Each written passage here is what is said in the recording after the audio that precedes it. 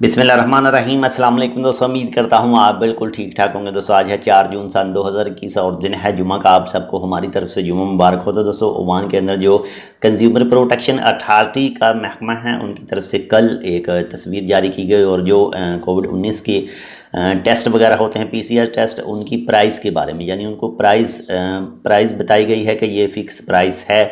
जो भी private hospital private clinic हैं ओमान के अंदर टेस्ट वगैरह करते हैं तो उनको बताया गया है कि इससे ज़्यादा फ़ीस नहीं लेनी।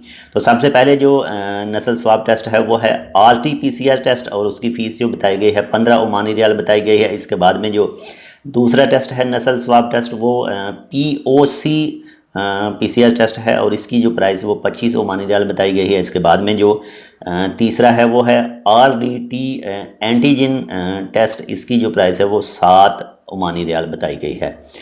तो इससे ज़्यादा नहीं लेनी, ये चीज़ बताई गई है जितने भी प्राइवेट हॉस्पिटल हैं ओमान के अंदर काम करते।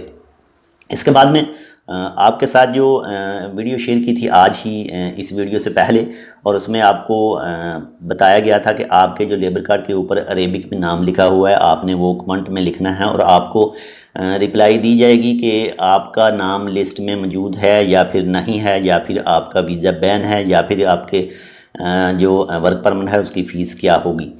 तो माशाल्लाह से काफ़ी ज़्यादा कमेंट आ रहे हैं, लेकिन टोटल 25 लिस्टें हैं और उन लिस्टों में से हर एक को चेक करके जवाब देना पड़ता है, तो इसमें काफ़ी ज़्यादा थोड़ा सा टाइम लग रहा है।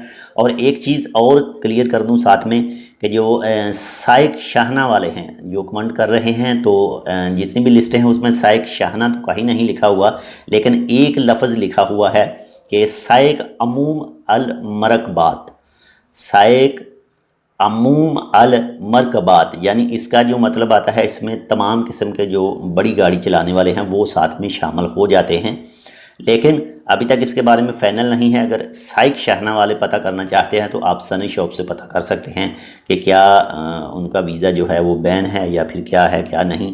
इसके बारे में बेहतर है कि आप सनी शॉप से पता कर लें।